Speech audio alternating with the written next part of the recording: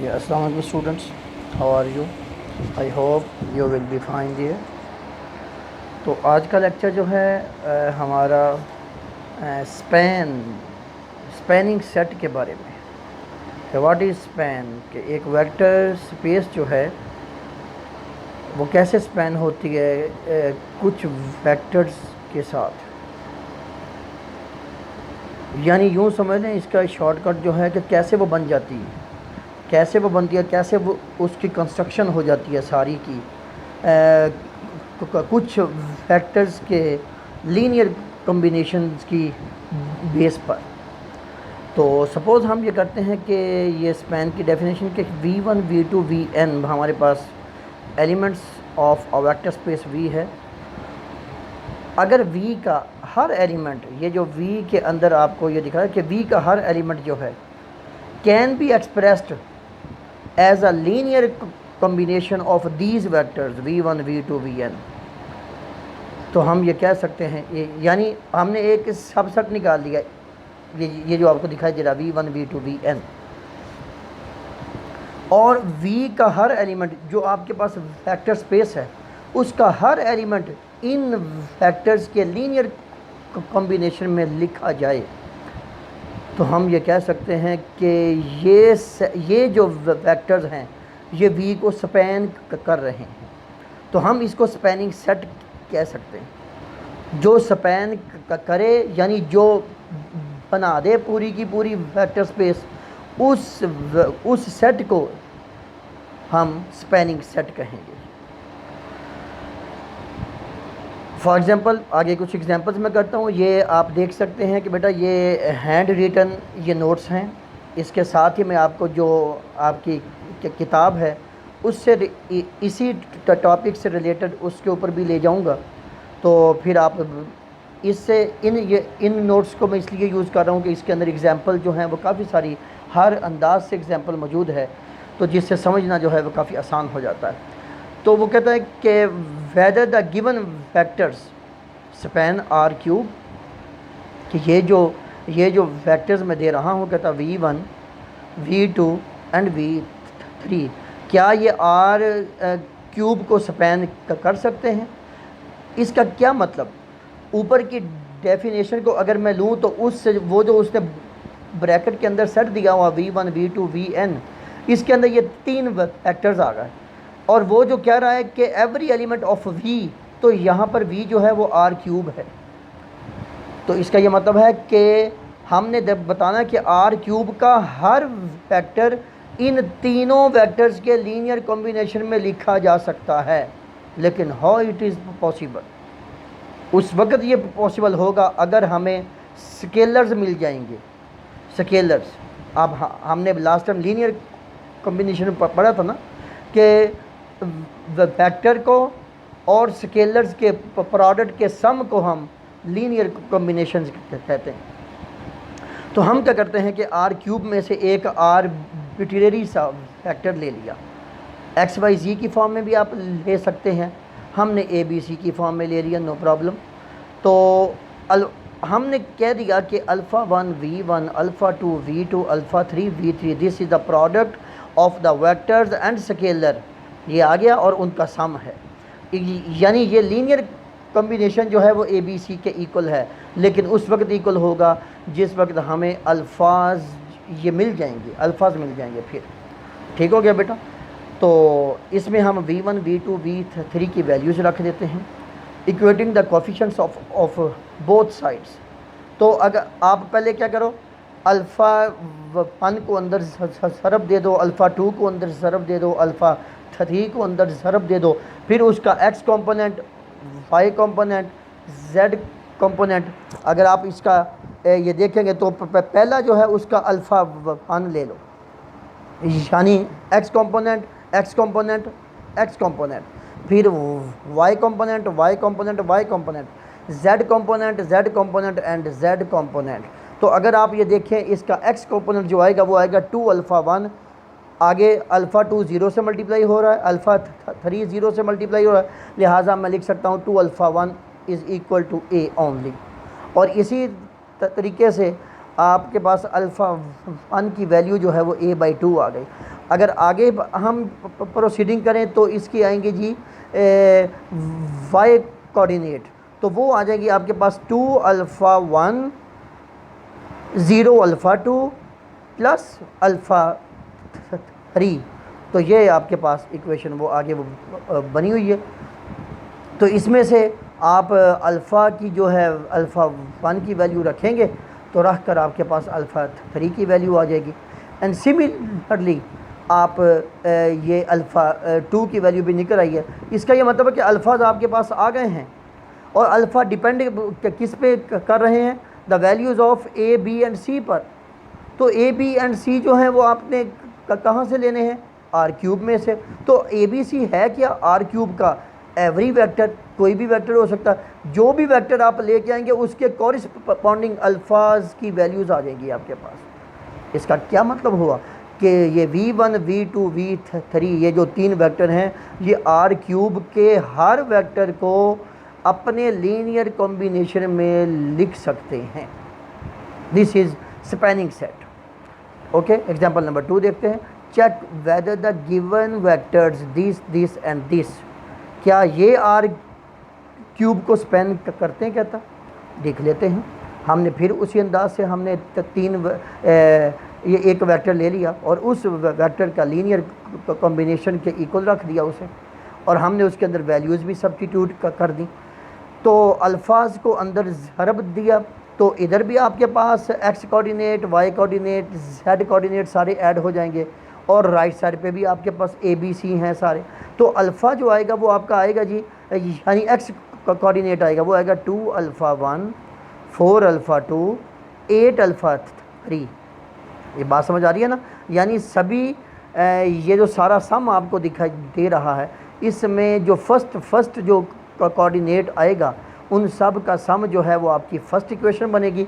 Second का जो बनेगा वो सेकंड इक्वेशन बन जाएगी।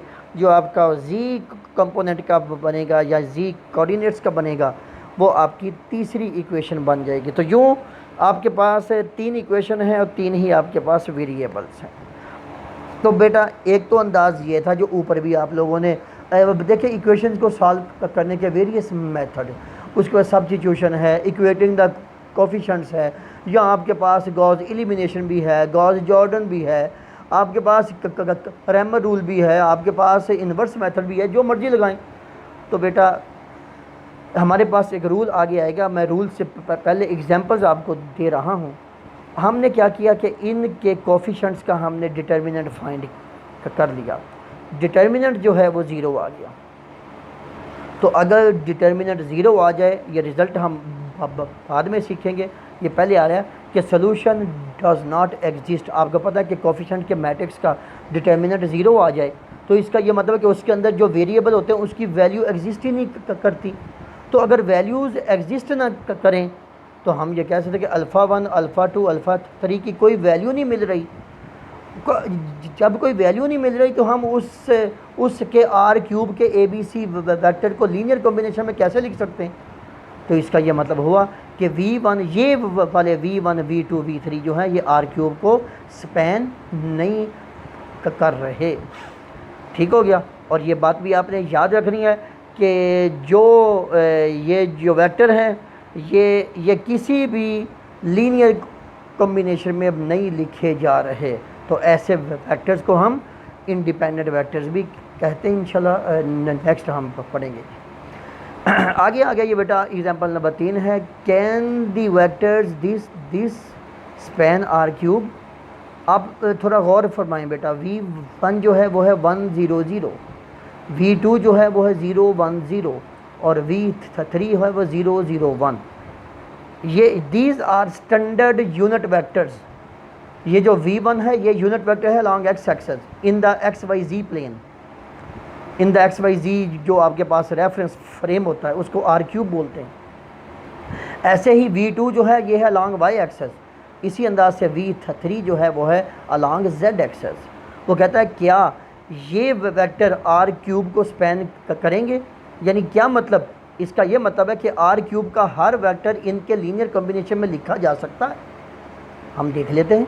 तो ए बी सी हमने ले लिया जी, उसमें से हमने इसकी linear combination A B C के इक्वल लिख दिया। हमने जिस वक्त V1 V2 V3 की वैल्यूज़ रखी तो हमारे पास क्या आ गया, अल्फ़ा 1 की वैल्यू A आ गई, अल्फ़ा 2 की B आ गई, अल्फ़ा 3 की C आ गई। इसका क्या मतलब कि R³ का हर वेक्टर इन तीनों वेक्टर्स के लीनियर कॉम्बिनेशन में लिखा जा सकता है, लीनियर कॉम्बिनेशन में लिखा जा सकता है। ठीक हो गया।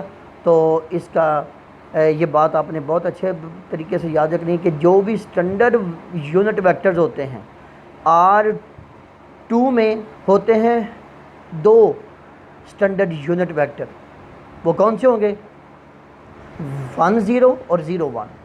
ये है R³, इसमें आ रहे हैं 1 0 0 0 1 0 0 0 1।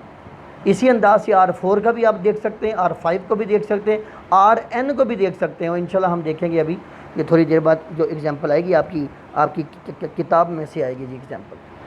ठीक है। तो जी बेटा आगे रिमार्क आ गया आपके पास। एक रिमार्क जो है ये बहुत ही इम्पॉर्टेंट है। इस रिमार्क से रिलेटेड आपको मैं अभी एक ग्राफिकल रिप्रेजेंटेशन भी आपको दिखाऊंगा। तो ये इसे देखिए, वो कहते हैं कि let x be a non zero element of a vector space V over K। ये K फील्ड है आपके पास। ठीक है कि ये जो x जो है ये एक नॉन ज़ीरो एलिमेंट है किसी भी वेक्टर स्पेस का। वो कहता है कि ये एक सेट, एक एलिमेंट पर मुश्तमिल जो सेट है वो ये KX स्पैन कर सकता है। ये KX असल में है क्या, वो कहता है कि ये जो KX है ना, ये असल में एक स्ट्रेट लाइन है जो ओरिजिन से गुज़र रही है। X खुद थी, X एक नॉन ज़ीरो एलिमेंट है, इसे आप यूँ समझ लें ये y = x है, ये एक स्ट्रेट लाइन। और KX क्या आ गया, ये KX जो है उसका मल्टीपल आ गया, यानी वो लाइन जो है वो ओरिजिन में से ही वो आगे पीछे जो है K पर डिपेंड करती हुई वो आगे एक्सटेंड हो जाएगी, वो पीछे को एक्सटेंड हो सकती है। तो ये क्या हो रहा है, ये स्पैन हो रहा है। तो ये क्या आ गया, स्पैन 1 2 -1, इसके साथ K को मल्टीप्लाई कर दिया।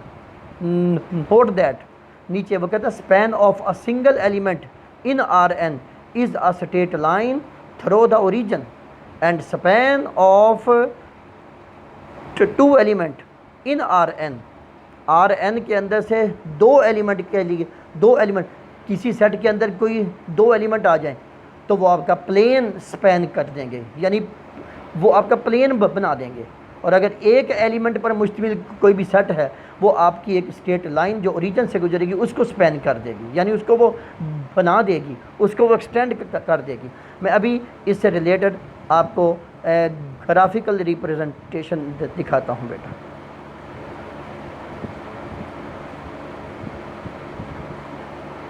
दिस इज़ ये आपके सामने आ रही है बेटा। ये आप ये देख सकते हैं कि A में स्पैन V, ये V एक सिंगल एलिमेंट है, is a line through the origin determined by the V, एक वेक्टर के जरिए वो स्पैन हो रही है। और इसके मुकाबले में अगर आप ये दूसरे को देखें तो ये क्या है, ये इसके अंदर दो वेक्टर्स हैं V1 और V2, आप वो देख सकते हैं। और ये क्या बना रहे हैं, ये प्लेन, ऐसा प्लेन जो ओरिजिन से गुजर रहा है। ठीक है, ये है वो बात उधर आपको दिखाई है KX। ठीक है, और अगर आपके पास किसी सब सेट, एक सेट लिया जिसके अंदर से दो वेक्टर हैं और वो अगर वो प्लेन बना देंगे, और अगर ये तीन वेक्टर हैं तो वो स्पेस, वो क्यूब वाली स्पेस जो है वो बना सकते हैं। ठीक है, तो यहीं पे ये आपकी एग्जांपल्स हैं, ये कुछ, ये स्पैनिंग सेट फॉर Pn, उसी से एग्जांपल आपकी एक ये ली गई है कि ये आपके पास एक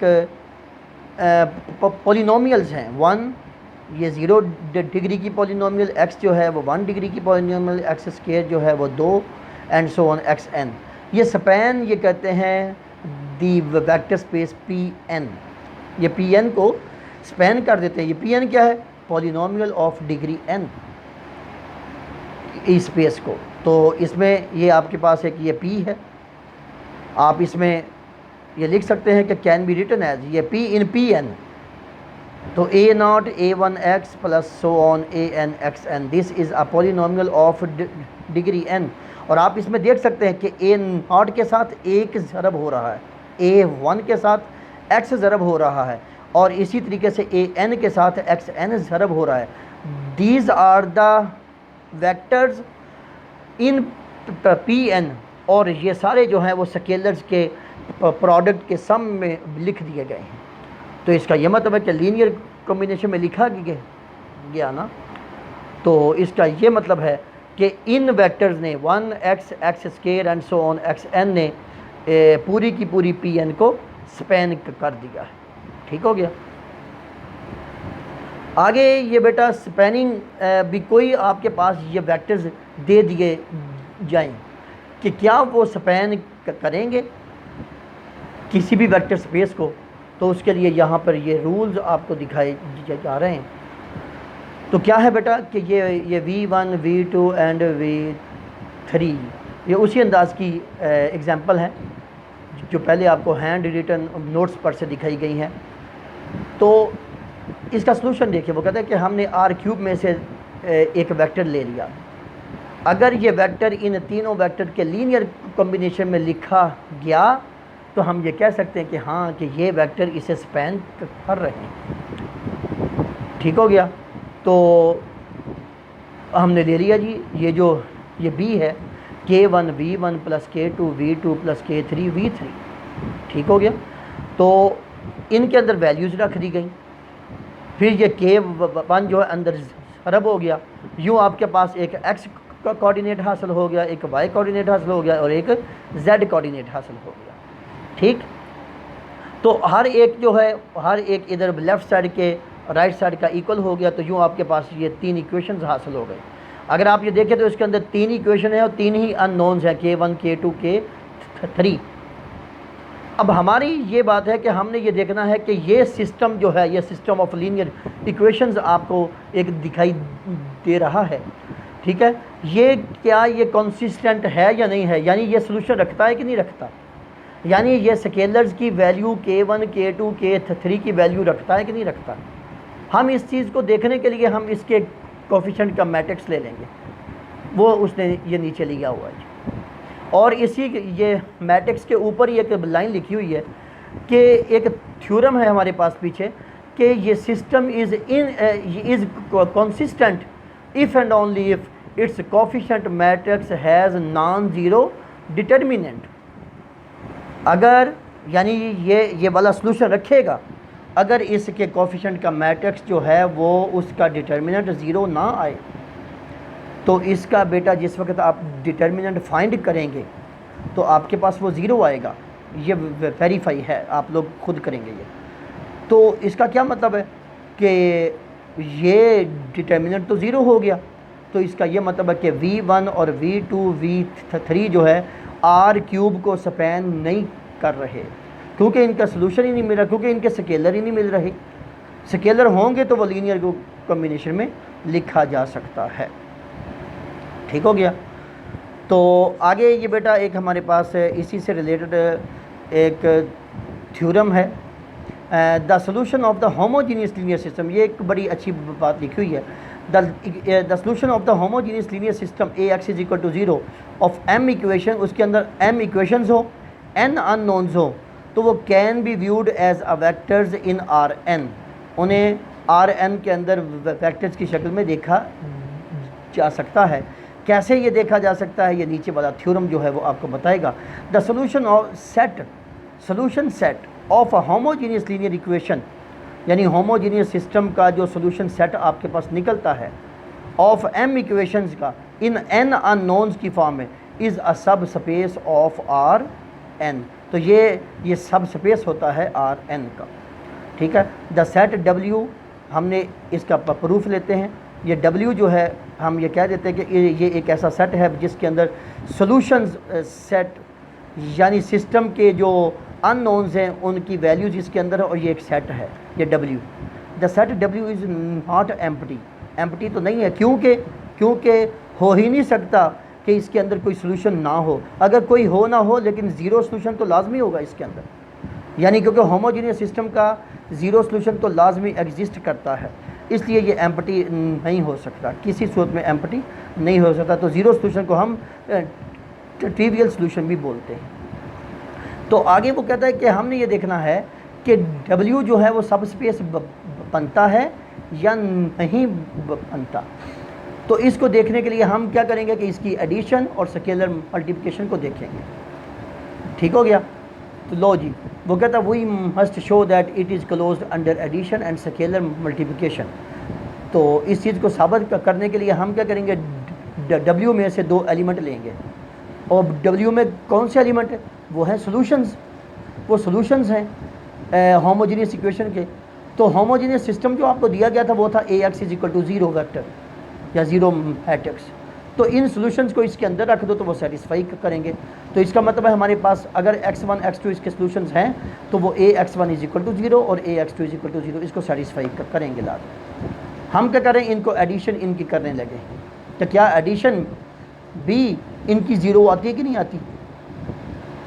तो हमने क्या किया कि a into x1 plus x2 इनके वो रूट्स को ऐड किया। a जो है वो अप्लाई हो गया अंदर, AX1 प्लस AX2 वो मैट्रिक्स है। तो बेटा AX1 तो 0 है और AX2 भी 0 है। तो इसका मतलब कि सम जो है वो 0 के इक्वल साबित हो गया। इसका ये मतलब है कि W is closed under addition.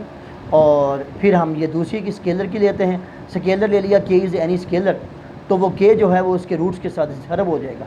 उसे फिर लाकर होमोजीनियस जो सिस्टम है उसके अंदर रख दिया a इंटू के x1।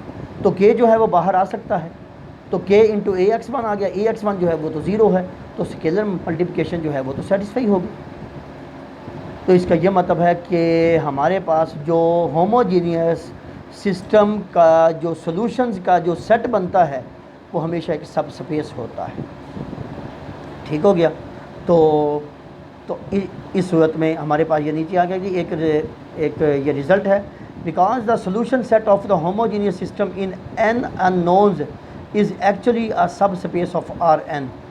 तो हम ये कह सकते हैं कि generally refer it is the solution space of the system. ये वाली जो होती है वो सोल्यूशन स्पेस होती है सिस्टम की। आगे ये एक बहुत ही अच्छी एग्जांपल आपके सामने है बेटा कि सोल्यूशन स्पेस होमोजीनियस सिस्टम क्या है। आपके पास ये 4 सिस्टम आपके सामने दिए हुए हैं। हमने ये देखना है कि इनका सोल्यूशन एग्जिस्ट करता है या नहीं करता, अगर करता है तो किस अंदाज में ये करता है। तो वो कहता है कि ये जो पहला सिस्टम है ना, इसे जिस वक्त आप सॉल्व करेंगे वो आप गॉस एलिमिनेशन से सॉल्व कर सकते हैं।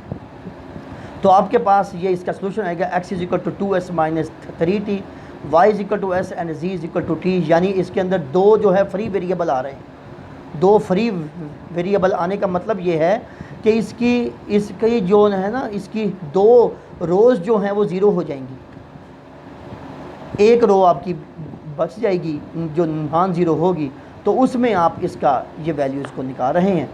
तो ये जो है x is equal to 2s minus 3t, ये क्या दे रहा है आपको? वो कहता है असल में x is equal to 2y minus 3z या x minus 2y plus 3z। ये क्या है? This is the equation of the plane. ये प्लेन है और ऐसा प्लेन है जो कि ओरिजिन से गुजर रहा है, और इस प्लेन के ऊपर जो नॉर्मल लाइन होती है ना, नॉर्मल लाइन, उस नॉर्मल लाइन के जो कंपोनेंट हैं वो इसके कोफिशिएंट होंगे 1, -2 एंड 3। आओ अब ये दूसरा सिस्टम देखते हैं। उसके सोल्यूशन को जिस वक्त आप निकालेंगे बाय गॉस एलिमिनेशन मेथड, तो आपके पास बेटा ये सोल्यूशन आएगा x is equal to -5t, y is equal to -c, z is equal to t। ठीक है। तो ये क्या, ये है कि x भी आपका एक वेरिएबल की फॉर्म में आ गया, y भी आपका उसी वेरिएबल की फॉर्म में आ गया, z भी आपका उसी वेरिएबल की फॉर्म में आ रहा है। तो ये ऐसी इक्वेशन जो होती हैं उन्हें पैरामीट्रिक इक्वेशंस बोलते हैं। ठीक हो गया। तो ये पैरामीट्रिक इक्वेशन है for the line throw the origin, जो कि पैरेलल होगी इस वेक्टर के जिसके कंपोनेंट होंगे -5, -1 एंड 1। और जिस वक्त आप सी को सॉल्व करेंगे इसके अंदर x भी ज़ीरो है, y भी ज़ीरो है और z भी ज़ीरो है। सो द सोल्यूशन स्पेस जो है वो consistent of the single point zero, वो कंसिस्ट है सिंगल पॉइंट पर। तो आपको पता है कि सिंगल पॉइंट पर जो होती है वो भी एक पूरा सोल्यूशन स्पेस है, वो एक सब स्पेस होती है।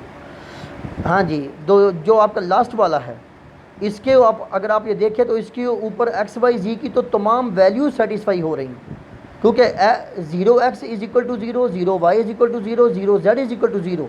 तो एक्स वाई जी की जगह पर जो भी वैल्यू रखेंगे वो राइट साइड का 0 ही आएगा, क्योंकि एक्स वाई जी का जो कोफिशेंट है वो 0 आ रहा है। तो इस सूरत में अगर आप ये देखें कि सोल्यूशन स्पेस जो है वो is all of R cube, ये पूरी की पूरी आर क्यूब आ रही है। ऊपर वाले जो हैं उनमें उसमें आर क्यूब का कुछ हिस्सा आ रहेगा, कुछ लाइंस आ रही हैं, कोई प्लेन आ रहा है, लेकिन इसमें जो लास्ट वाला है उसमें पूरी की पूरी आर क्यूब आ रही है। तो नीचे ये बेटा रिमार्क आपको मैं दिखा रहा हूँ, रिमार्क को आप गौर से देखेंगे और ऐसे ही रिमार्क्स में से आपके MCQs भी बनते हैं।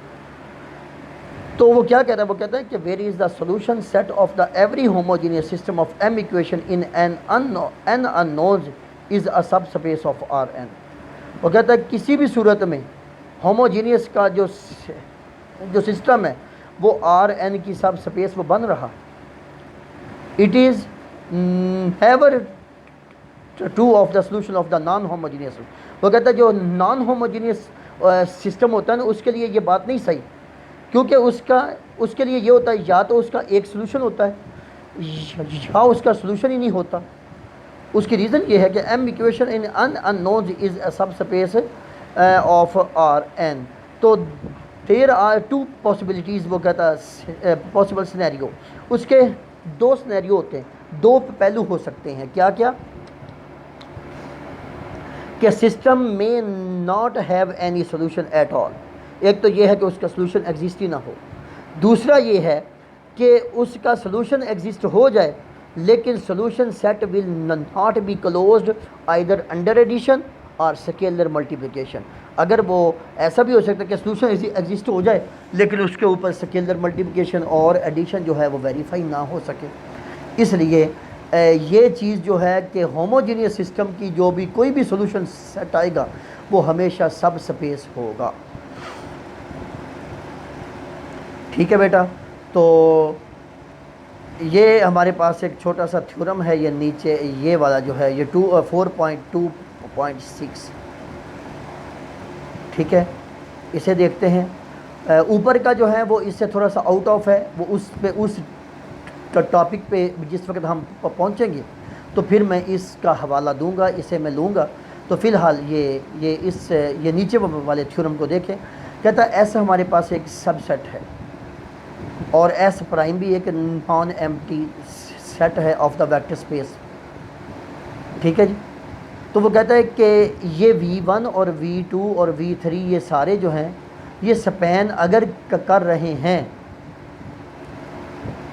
और W1 W2 W के ये भी स्पैन कर रहे हैं और इनकी स्पैनिंग जो हो रही है ना, जो एक वेक्टर स्पेस जो इनकी स्पैनिंग है वो इक्वल आ रही है।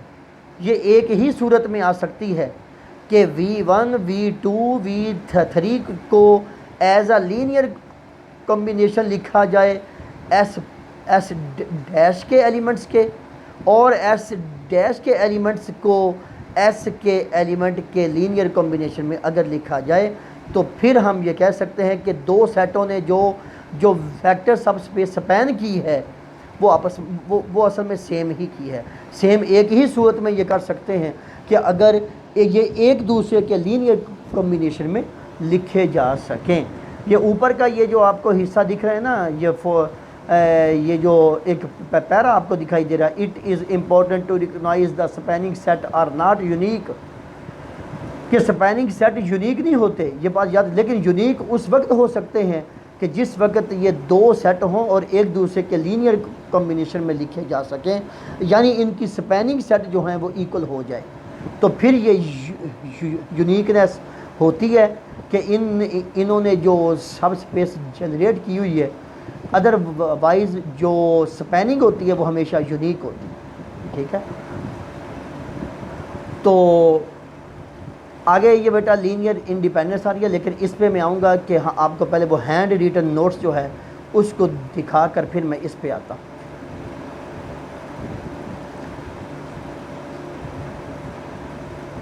ये आगे जी आपके पास लीनियर डिपेंडेंस और इंडिपेंडेंस, ये दोनों चीज़ें इसके अंदर शामिल होंगी आपकी। तो वो कहते हैं क्या होता है लीनियर इंडिपेंडेंस और लीनियर डिपेंडेंस जो है। V1, V2, Vn be the element of the vector space V over K, ये एलिमेंट्स हैं जी किसी वेक्टर स्पेस के, और इनका लीनियर कॉम्बिनेशन जो है वो ज़ीरो के इक्वल हो। और यहाँ पर के आईज जो हैं यानी K1, K2, K3 ये सारे स्केलर फील्ड से लिए गए हैं। Has only the trivial solution, has only the trivial solution. अच्छा ये क्या होता भला ट्रिवियल सोल्यूशन क्या होता है? जिस वक्त ये हमेशा होमोजीनियस सिस्टम में होता है, हमेशा होमोजीनियस सिस्टम में।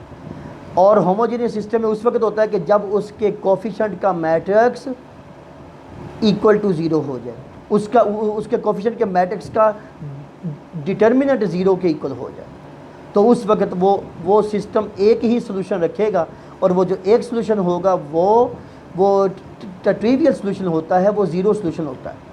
यानी x1 भी ज़ीरो, x2 भी ज़ीरो, x3 भी ज़ीरो। इधर हमारे पास जो स्केलर हैं वो K1 भी ज़ीरो, K2 भी ज़ीरो, K3 भी ज़ीरो।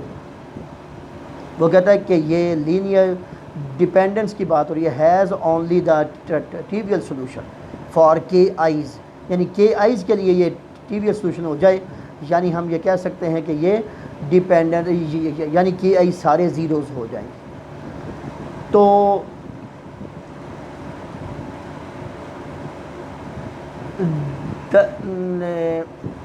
ये आगे हमारे पास ये वेक्टर्स हैं V1, V2, Vn are set to be linearly independent,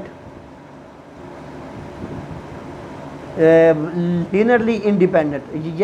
ये बेटा ये दोबारा मैं डेफिनेशन को थोड़ा सा डिस्कस में करना चाह रहा हूँ कि ये जो लीनियरली डिपेंडेंट हैं इसके लिए only the non trivial solution होने चाहिए, only the non trivial solution. यहाँ पे आप बेटा ये लिख लेना, only the non trivial solution वो होते हैं कि जिस वक्त ए का डिटर्मिनेंट यानी कोफिशिएंट के मैट्रिक्स का डिटर्मिनेंट जो है वो नॉट इक्वल टू ज़ीरो आए। ठीक है, तो फिर वो लीनियरली डिपेंडेंट होंगे, लीनियरली डिपेंडेंट। ठीक है, आप ये समझ लें कि इसके के आईज जो हैं सारे ज़ीरो ना हों, कोई एक आध जो है वो नॉन ज़ीरो आ जाए।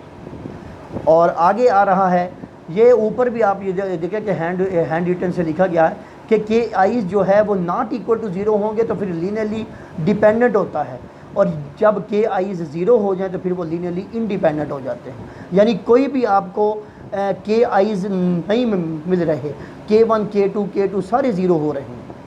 तो इसी अंदाज से वो कहता है कि V1, V2 are set to be linearly independent if the equation is true for at least one K I is zero, के आई इज़ ज़ीरो, यानी के आई जो है वो ज़ीरो हो जाए तो फिर हम ये कह सकते हैं कि ये यहाँ पे थोड़ा सा रॉन्ग लिखा हुआ कि के I is equal to zero नहीं, ये के आई इक्वल टू ज़ीरो होने चाहिए। यानी क्या मतलब कि कोई भी के आई आपको मिल ही नहीं रहे, तो इस सूरत में हम उनको लीनियरली इंडिपेंडेंट कह देंगे, लीनियरली हाँ ये जो के आईज ये जो नीचे at least K I is not equal to zero, ये नीचे वाली लाइन जो है वो तो यूँ लिखी गई है कि उसमें लीनियरली डिपेंडेंट है तो K I is not equal to zero. अगर वो लीनियरली इंडिपेंडेंट है तो फिर ये जो के आई सारे ज़ीरो हो जाते हैं। तो आए इसके रिमार्क को देख लेते हैं। Consider the set in linearly independent if the linear combination of v1 v2 vn equal to 0 vector only if all scalars are 0।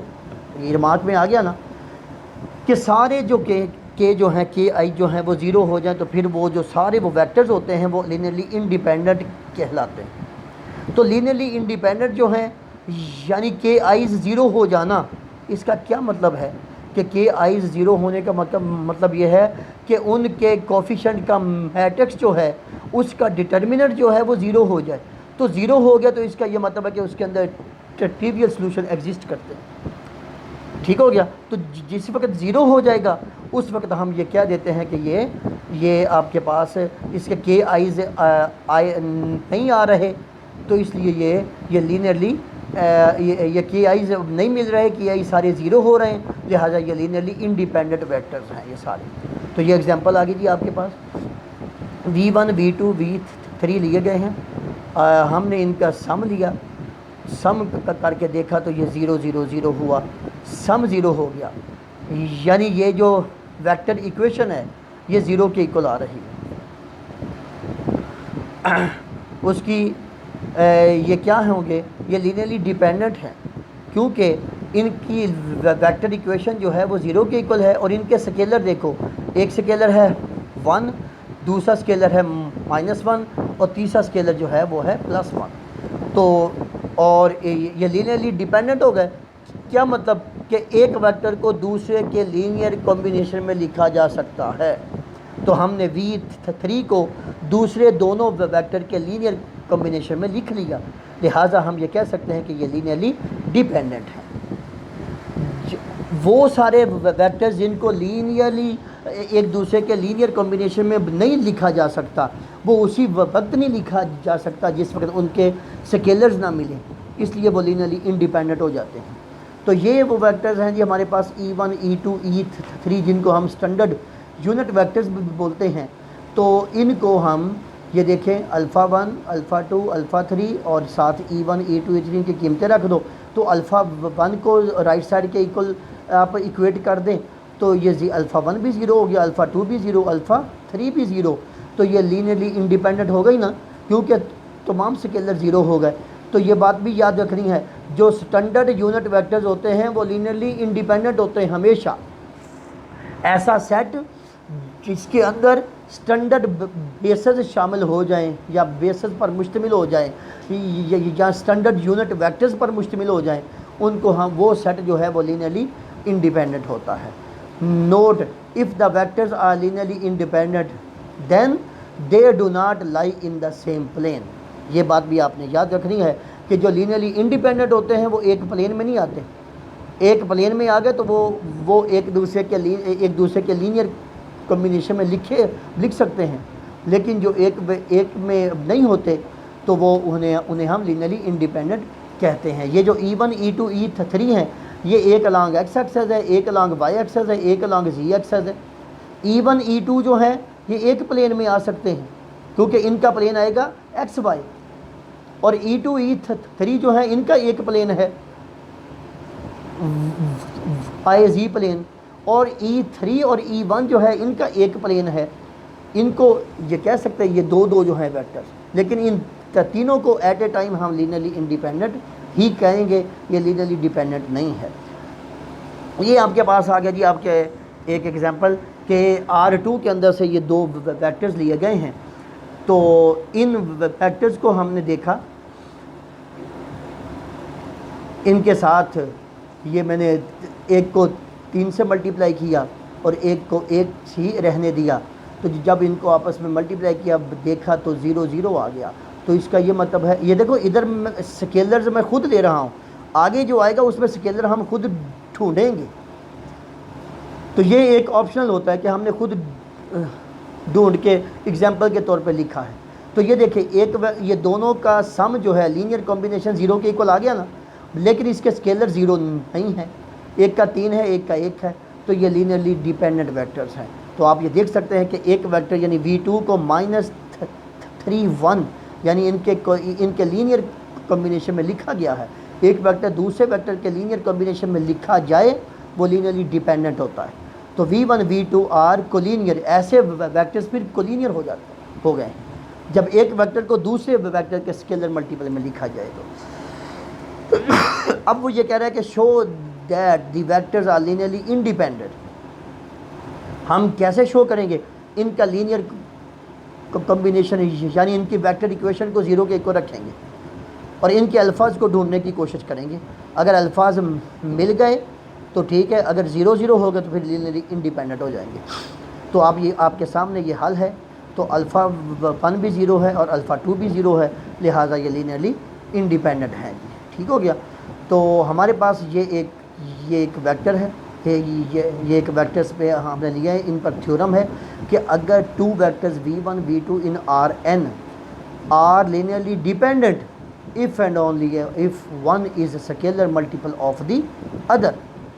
ये अभी अभी जो आपने देखा कि ये एक वेक्टर जो है, ये एग्जांपल नंबर 3 के अंदर, कि एक वेक्टर को दूसरे वेक्टर के स्केलर मल्टीपल में लिख दिया गया तो वो लीनियरली डिपेंडेंट हो गया। यही वो थ्योरम है कि अगर एक वेक्टर को दूसरे वेक्टर के स्केलर मल्टीपल में लिखा जाए तो वो लीनियरली डिपेंडेंट हो जाते हैं। तो हमने क्या किया कि एक वेक्टर को दूसरे वेक्टर के scalar, if and only if की कंडीशन है ना दरमियान में, तो इफ़ एंड ओनली इफ़ की पहली की बात जो है वो सपोज कर देंगे, बाद की साबित करेंगे, फिर बाद वाली सपोज करेंगे, पहली साबित करेंगे। हमने एक कर लिया कि v2 को हमने लिख दिया v1 के स्केलर मल्टीपल में, तो v2 is equal to alpha v1 लिख दिया। इसे उठा के लेफ़्ट साइड पे ले आए।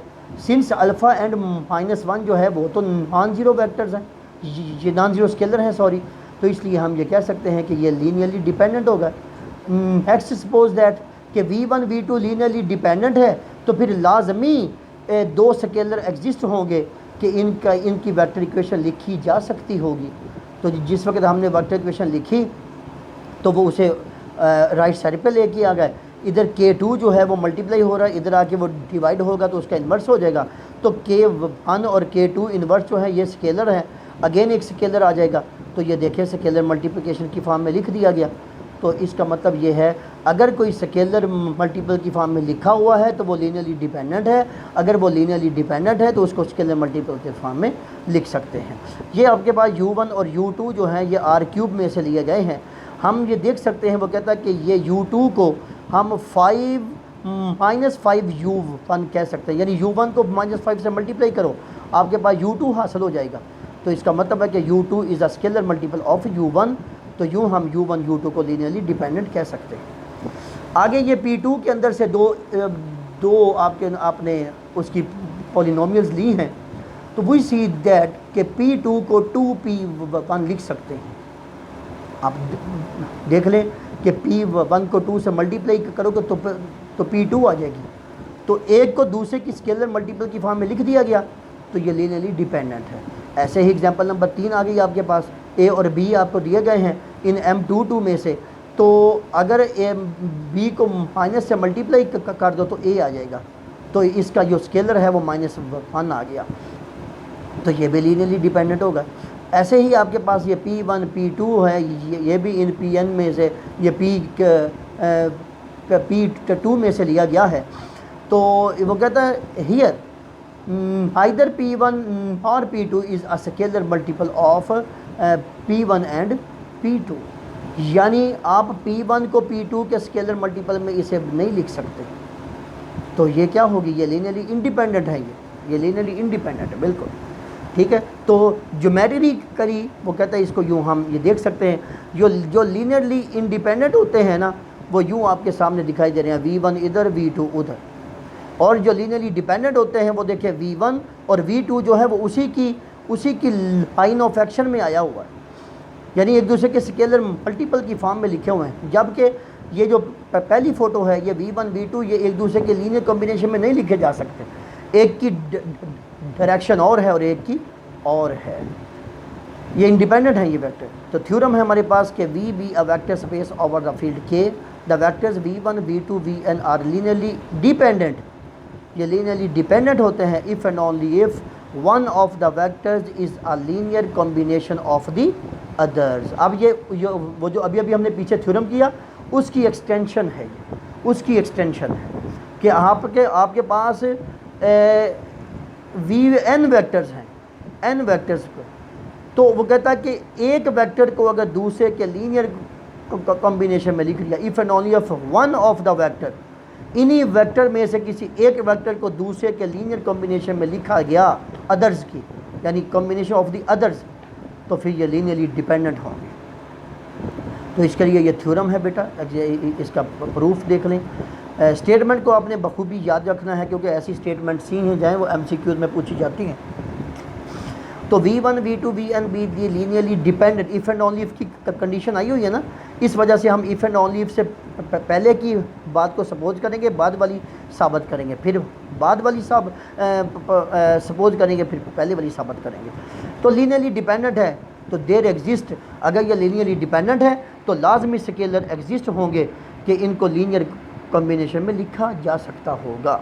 तो लिख लिया जी हमने एज्यूम कर लिया कि इनमें से एक जो है ना AK, यानी एक स्केलर जो है वो नॉन ज़ीरो है। उसने ये कहा ना कि आपके पास if and only if one of the vector is a linear combination of the other. तो लीनियर कॉम्बिनेशन की फॉर्म में उसी वक्त लिखा जा सकता है जब स्केलर एग्जिस्ट होगा, स्केलर नॉन ज़ीरो होगा। हमने कह दिया कि इनमें से एक AK जो है वो नॉन ज़ीरो है। तो फिर AK, तो K को वैल्यूज़ दो, ये K जो है वो 1 से लेके N तक है। तो A1 V1 A2 V2 AK VK and so on AN VN। आगे क्या किया गया कि इसमें से AK VK उठाकर राइट साइड पे ले गए, ठीक हो गया। और सेंटर में आप लोग ये देख सकते हैं कि AK-1 VK-1 और AK+1 और VK+1 रह गया। सेंटर का जो एक वो स्केलर मल्टीपल की फॉर्म में लिखा हुआ है उसे उठाकर हमने उस वेक्टर को राइट साइड पे ले गया। अब क्या किया, AK इन्वर्स के साथ हमने ज़रब दे दिया सारी इक्वेशन को। तो बेटा जब वो अंदर जाके मल्टीप्लाई हुआ तो राइट साइड के साथ वो आपस में ये कैंसिल हो गया। आपके पास क्या रह गया, -VK। और इसे उठाकर आप लेफ़्ट साइड पे ले आएँ और दूसरे तमाम उठा के राइट साइड पे ले जाएंगे तो उनकी अलामतें उलट गई हैं और उनके स्केलर्स आ गए। तो ये देखें VK जो है एक वेक्टर एक VK is a linear combination of all the others vector, लिखा हुआ है ना। तो ये चीज़ साबित हो गई। अब हम क्या कहते हैं कि VI can be written as a linear combination of the others. अगर वो VI का कोई भी वेक्टर है उन्हीं वेक्टर्स में से, तो हमने उनके दूसरे तो तमाम के लीनियर कॉम्बिनेशन में लिख दिया। अगर ये लीनियर कॉम्बिनेशन में लिख दिया है तो फिर इनकी वेक्टर इक्वेशन जो है वो सेटिस्फाई हो जाएगी। तो उठाकर इसे एक साइड पे ले आए। वो देखिए सेंटर में VI उठ के आया हुआ है माइनस के कोफिशिएंट के साथ। तो since the coefficient of VI is -1 is not equal to 0, तो इसका यह मतलब है कि लीनियरली डिपेंडेंट, कि कम से कम एक तो लाजमी स्केलर है ना जो ज़ीरो नहीं है। तो इसका मतलब हो गया कि ये लीनियरली डिपेंडेंट है। तो एग्जांपल है आपके पास बेटा ये आगे कि which of the following set of the vectors in P2। ये P2 का मतलब है यानी क्वाड्रेटिक इक्वेशंस ले लें आपने, यानी वो तमाम पॉलिनोमियल्स लेनी है जिनकी डिग्री 2 है। हमने V1 V2 V3 ले लिया जी। तो इनकी फैक्टर इक्वेशन लिख ली, यानी लीनियर कॉम्बिनेशन 0 के को लिख दिया। अब हमने अल्फाज को देखना है जी। अल्फाज आपको ये मिलेंगे। वो कहता है equating the coefficients of the successive powers of x to 0। तो सभी पावर्स को आपने 0 के को लिख दिया। तो यूँ आपके पास 3 इक्वेशंस आ चुकी, ठीक है। यानी पहले 0 डिग्री वाली, फिर x वाली, फिर x² वाली, वो तमाम आपने वो निकाल के लिखनी है। तो इनको इक्वल टू 0 लिख दो तो आपके पास यूँ ये 3 इक्वेशंस हासिल हो जाएंगी। अब बेटा इन तीनों इक्वेशंस को हल करने के लिए आपके पास एक गॉस एलिमिनेशन मेथड भी है, नहीं तो ये जो मैं मेथड इस्तेमाल कर रहा हूँ इसको भी आप लोग कर सकते हैं।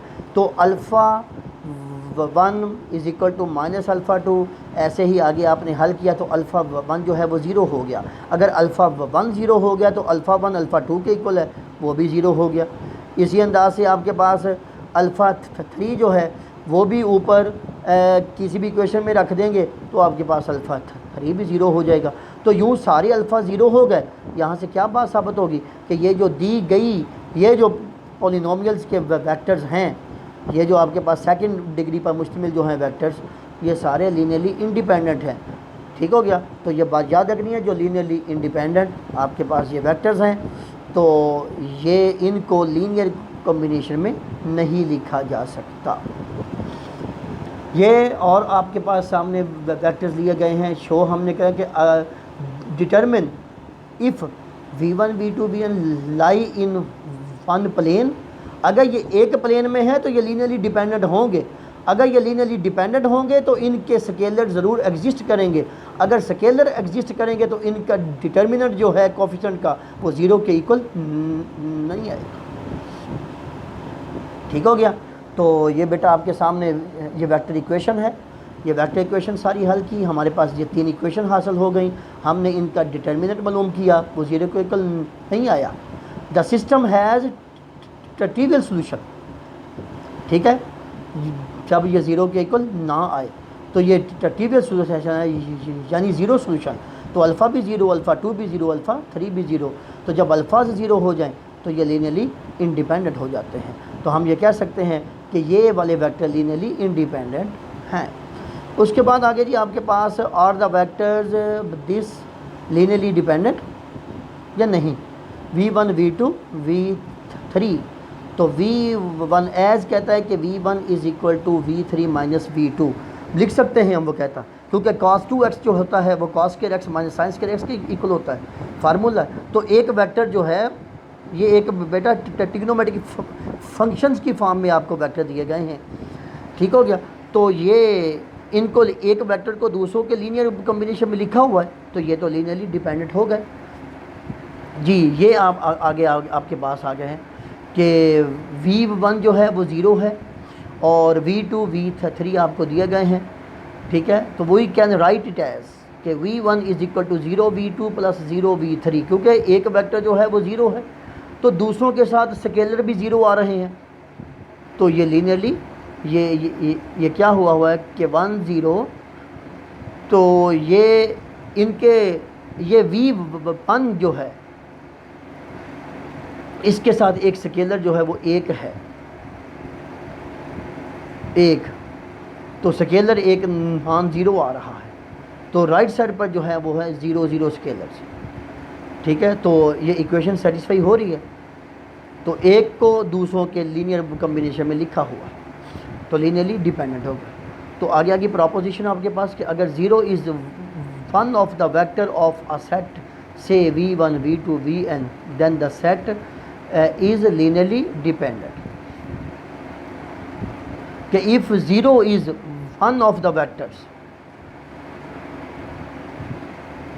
कि इन तमाम वेक्टर में से एक वेक्टर ज़ीरो हो जाए, एक वेक्टर ज़ीरो है। ये ऊपर की एग्जांपल असल में इस प्रोपोजिशन की तरफ आपको ले जा रही थी कि अगर, और ये एमसीक्यूज के लिए याद रखना कि अगर इन तमाम वेक्टर में से एक वेक्टर ज़ीरो हो जाए तो बाकी सारे जो हैं वो लीनियरली डिपेंडेंट हो जाएंगे। तो ये सच है जो लीनियरली डिपेंडेंट होगा। उसकी मिसाल ऊपर है और नीचे उसने क्या भी दिया कि वी कैन राइट 1 इंटू 0। यहाँ पे जो ये जो लेफ़्ट साइड पे 0 है ये एक वेक्टर है और उसके साथ एक को ज़रब दी जा सकती है कि नॉन ज़ीरो स्केलर को, और राइट साइड पर जो है वो सारे ज़ीरो स्केलर हैं। तो एक तो आ गया ना आपके पास। तो जब एक नॉन ज़ीरो स्केलर आ गया तो ये लीनियरली डिपेंडेंट के लिए प्रिजर्वेशन है। तो आगे एक और प्रोपोजिशन है v1 v2 vn we are vectors.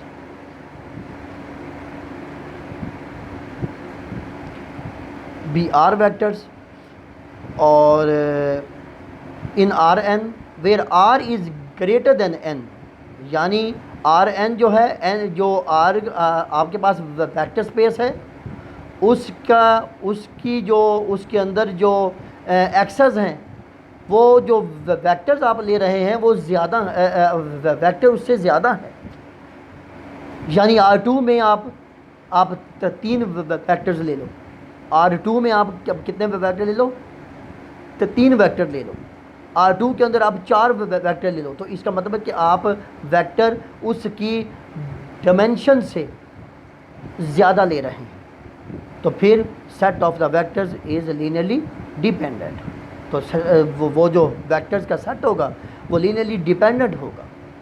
तो A1 V1 A2 V2 and so on AR VR तो वी के आप ये क्या आपके पास ये सी के टू सी के एन, ये सारे ऊपर आपका कॉम्बिनेशन है, linear combination equal to zero है। और आपने क्या किया कि वी के को आपने सी के वन, सी के टू, सी के एन, आपने एक वेक्टर लिया ना जो जिसके ये कोऑर्डिनेट्स हैं। तो ए वन जो है वो सी वन वन, सी वन टू, सी वन एन, और ए टू जो है वो आगे आपके एंड सो ऑन ये मल्टीप्लाई हो रहा है। इन तमाम ये जो सारी इक्वेशंस हैं इनके सिस्टम को हम ये देख सकते हैं कि नंबर ऑफ़ इक्वेशंस इनमें n है, क्योंकि यूँ अब आप ऊपर से नीचे को आएँ तो आपके पास ये n इक्वेशंस आ रही हैं, और ये जो और उसके बाद आपके पास नंबर ऑफ़ अननोन जो हैं वो r हैं। ठीक है, तो नंबर ऑफ़ इक्वेशंस r हैं, r जो है वो ग्रेटर देन n है। और आपने ये पीछे पढ़ा है कि ये there exist non trivial solution of the set. तो नॉन ट्रिवियल सोल्यूशन उस वक्त होता है जब उसके अल्फाज की वैल्यूज़ आ जाएं। तो जिस वक्त अल्फाज की वैल्यूज़ आ गई तो वो लीनियरली डिपेंडेंट हो गया। ठीक है, तो are the vectors linearly dependent in R2। तो R2 के अंदर से ये कितने वेक्टर लिए गए हैं? ये 3 हैं। तो by the previous theorem vectors are linearly dependent. उसकी रीज़न क्या है? क्योंकि वेक्टर्स की जो तादाद है वो आर की डायमेंशन से ज़्यादा है, इसलिए ये लीनियरली डिपेंडेंट हो गए। और आगे साबित भी हो चुका कि इसके अंदर से अल्फाज को उसने निकाल लिया है। ठीक है, तो अगला जो होगा बेटा, अभी मैं ये इसे नहीं मैं लिखूँगा, आप अभी इसी से रिलेटेड जो है आपकी एक्सरसाइज आपकी किताब में से जो लीनियरली इंडिपेंडेंट और डिपेंडेंट के मतलब है वो फिर अगली वीडियो में आपको करें। फिर उसके बाद आपका बेसिस एंड डायमेंशंस के बारे में होगा जी। अल्लाह हाफ़िज़।